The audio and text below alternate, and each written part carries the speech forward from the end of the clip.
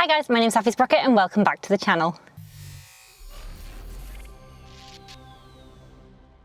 Now, if you've been following me on Instagram lately, you'll know that I have been driving cars around instead of riding my bike. And a lot of you have been panicking, please don't.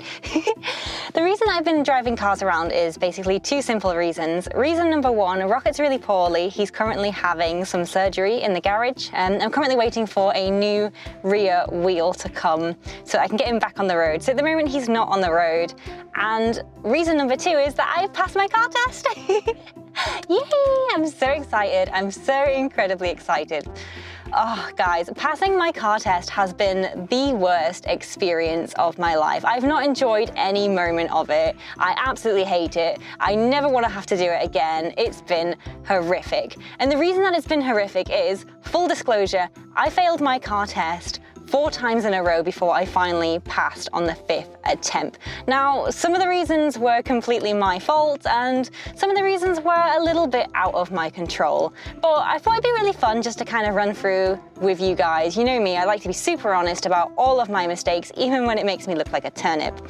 Now, when it came to sitting my car test, there were 3 major problems with learning to drive. Now, issue number 1 is that anyone who's learning to drive at the moment, or anybody who's teaching someone else to learn to drive, there is a huge backlog of basically people waiting to get instructors. I phoned every single car school in a 1-hour vicinity of my house, and every single car school said the exact same thing. There's a 6 to 9 month backlog on waiting for an instructor. So I couldn't find an instructor to teach me to drive. And in the end, I decided to make the executive decision to teach myself to drive, which went as well as you could probably imagine because it took me 5 times. Issue number 2 was that at the time that I was learning to drive, I was doing really long hours at work. I was leaving the house at 6 in the morning and I was getting home at 9 p.m. at night. And in between those hours, I had a 5-hour round commute with 2 changes either way, and it was horrendous, which meant that sometimes if one train was late or the other train was late, it would add on an additional hour before I got home. And I was doing this over winter as well, so quite often it was the case that I was leaving the house at 6 in the morning and not even getting back until midnight because there just wasn't any trains home. It was so awful and I was so sleepy all the time. And then the third issue as well was that the availability of tests is horrific. So there's been a huge issue where basically the test centers just don't have enough staff, which means that they don't have enough tests to allow people to sit. And so the combination between all of those 3 different factors made this huge chaotic storm that was just so incredibly stressful when it came to trying to pass my car test. Oh, I've not enjoyed it.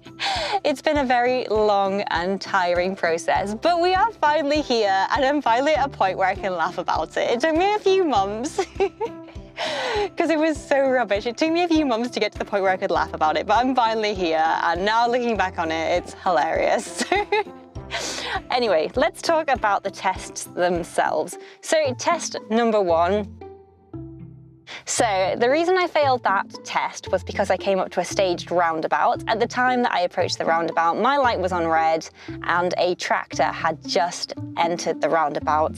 Now the tractor's light was turning to red, and so I waited like 3 extra seconds for the tractor to come to a complete halt on the roundabout before proceeding onto the roundabout. However, my light had obviously turned green, and because I hadn't proceeded onto the roundabout, I failed. And the examiner was basically interrupted me and said, "Saffron, you need to proceed," which is really frustrating because it's not as if I was stopped or anything. I just needed to proceed onto the roundabout. I just wanted to make sure I wasn't going to get squished by a tractor, because sometimes even though things are supposed to stop, they don't. So that one was very frustrating. Now, test number 2. This one was completely my fault. I will take full responsibility for this. The reason that I failed test attempt number 2 was because I was speeding. I don't have any excuse for that one. I was just speeding. I was going along a country lane. The country lane, I think it was like 60 at the time. And then I turned into a side lane and it dropped to 40. I didn't see the initial sign. Further down the line, it then showed up as a repeater. By that point, my instructor casually, pointed the repeater out and said, Saffron, you're speeding. And I knew straight away that I'd failed, because she's, having an examiner go, you're speeding is, yeah. So that one was completely my fault. I take full responsibility for that one. I should have paid attention to the road signs. I don't have a defense. Yeah, I'll take that one on the chin. Now, at test number 3, I failed that one for 2 reasons. I don't really agree with this one. I thought it was a little bit silly looking back on it, but the thing is within the UK is that you can't really appeal tests, and you can just get free rebooks. So even if you do want to appeal it, there's basically no point, because by the time they investigate it and decide whether it's not, or blah, blah, blah. And also, I didn't want to be one of those people that was like a sore loser. But basically the 2 reasons that I failed were, reason number 1, I was approaching a roundabout. It was just a regular roundabout. There was no traffic anywhere, none on the exits, none on the roundabout, absolutely nothing. I approached the roundabout, I had a look around, and then I proceeded over the roundabout, exited to come off, job's a good one. When I got back to the test centre, the examiner said to me, as I approached the roundabout, he noticed that there was no traffic, and he could see that I looked on the roundabout, but he felt like I didn't look long enough, which is just a bit stupid to me. Like, why would I stare at an empty road? I know there's nothing there. So that one was super frustrating. I was really annoyed. And then the second reason that he said that he failed me on was, as I was coming off the roundabout and I was proceeding on the slip road to a dual carriageway, the dual carriageway was 70, so I got my speed up to 70 really quickly. And then just as I was about to come onto the slip road, there was a huge lorry in my way. There was a car behind me, so I had to make the decision to either just proceed on or kind of, stop. It was really annoying. The lorry didn't move over. So I decided to proceed onto the dual carriageway. I managed to just tuck in front. And then basically I just, proceeded on with my journey. And when I got back to the test centre, he basically said I should have picked up the speed even more, which is really frustrating, because the reason that I didn't was that the test before I was failed for speeding. So I didn't go like a mile over 71, just to make sure. And then I basically got failed for not speeding. So that test really ruffled my jimmies. I was really annoyed about that one. I felt like that one wasn't my fault, but also, what can you do? It's not as if you can argue with the examiner and be that person, right? So anyway, on to test number 4. Test number 4 was completely my fault. I was a mega goofball. It was just me being a dum-dum. Basically, the examiner told me to pull over to the right-hand side before a junction. So I was in a housing estate. There wasn't really a lot of traffic around. I double checked with him. I was like, do you want me to pull in just before the junction, because I know you're not supposed to park before the junctions? And he said, no, just ignore this rule for this time. So I thought, okay. So I go to pull into the junction, and I was aware that if a car was to come up the junction and turn left, they would have to go all the way around my car. So I decided to tuck the car in as close to the curb as possible, just in case that did happen. At which point the examiner said that I should reverse the car back 2 spaces. And I was just like, oh no. So I knew that I tucked the car in too close to start reversing it, because the moment I reversed a little way, to the right, I would be hitting my alloys on the curb.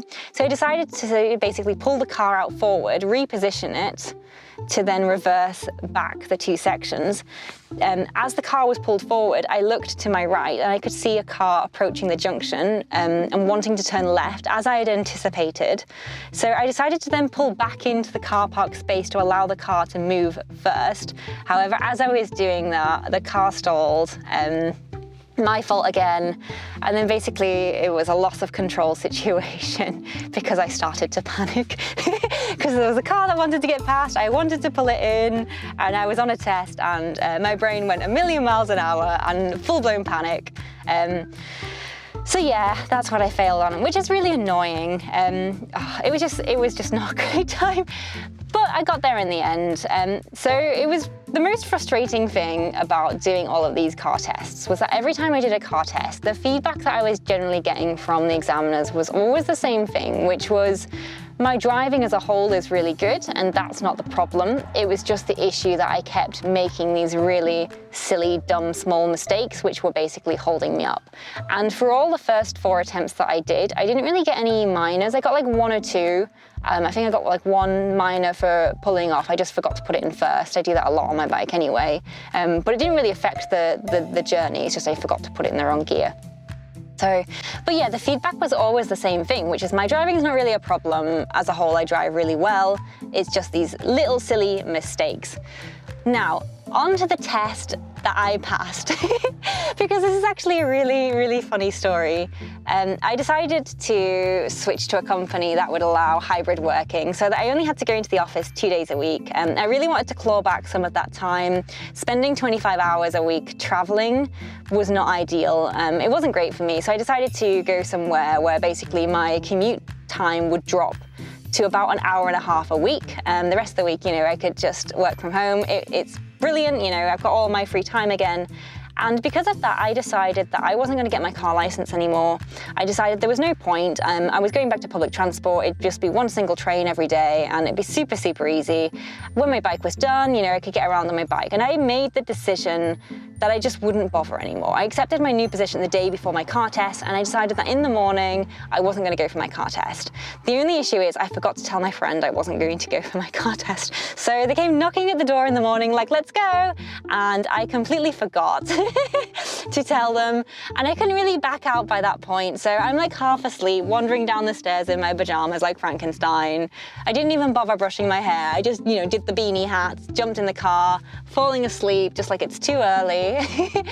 And then I get to the test center, we go around, we do the test, we pull in.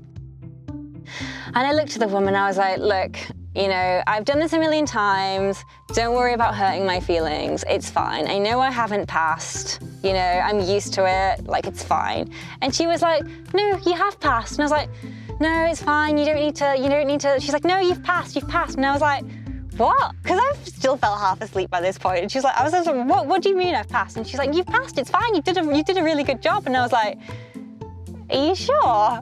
And she's like, I'm not going to lie to you. And I was like, you're definitely not lying. And she's like, I'm not going to lie to you. I'm an examiner. And I was like, well, this is really good news.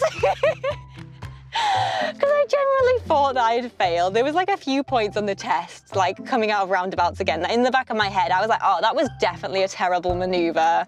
And then when we got back to the test center, she was like, no, it's great. It's all fine. I got like 4 minors, nothing big, just, little points to work on. And I remember being like sitting there at the car, and my friend came out the test center, and I said to her just like, oh, I failed. And she's like, it's fine. Next time, and it's like, just jokes, driving home, mate. So yeah, I passed, it's so good. As you can imagine, I am so excited. I'm so excited. And because I don't need to use my car to commute either, it's basically become a fun toy for me. And all of the negativity that I had with driving has just like completely dissipated, because the only journeys I've been taking in the car have been for leisure. So as you can imagine, it's kind of like really changed my attitude about driving, and I've been having a lot of fun. But yeah, I finally got my first ever car, which is so exciting. Like, this is amazing.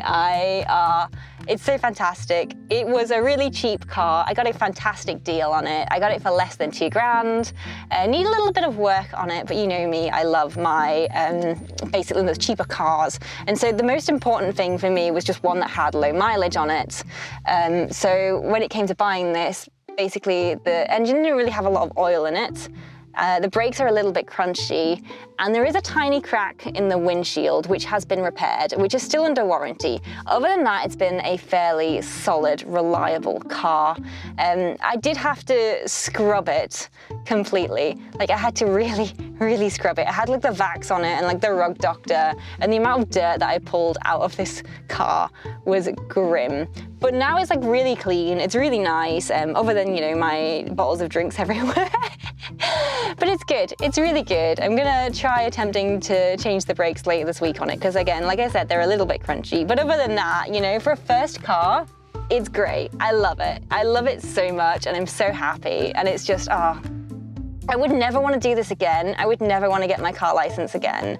But now that I've got it, I am so over the moon and I'm having so much fun. And no guys, you don't have to worry, it's not going to replace the bike at all. I'm still waiting for the bike to come out, and when the bike does come back, I will be back on the bike. But in the meantime, it's been really good because I've been a bit mopey about not being out in the sunshine, so having this as a backup has really helped. And although it's not as great as being out on the bike and being in the twisties, it's still better than nothing. Now, I'm gonna be honest, I have been having a little sneaky look online at various different places because I'm really interested in buying a project car. It's probably not going to be this year. I'm going to wait until I got a no claims bonus under my belt. But I have been having a little sneaky look. I don't know if it's going to be the kind of thing that I'll want to vlog about. I don't really know if you guys would be interested in that. But do let me know. It'll probably be down 6 months in the line. You know, it's not an immediate thing, but I have been doing my research. It's probably going to be something I do in the future, which I'm very excited about. So yeah, there we have it, guys. That is my journey into the world of driving. It's been awful. I've hated every minute of it. I don't want to do it again. I'm so glad it's done with. But I've been having a lot of fun, and I'm really happy with the car that I have, and I'm really happy getting to like go around. So yeah, there we go. Now, if you guys do want to see more great bike content, don't forget to hit subscribe. In the meantime, I will see you next week. My name's Safi Sprocket, signing off.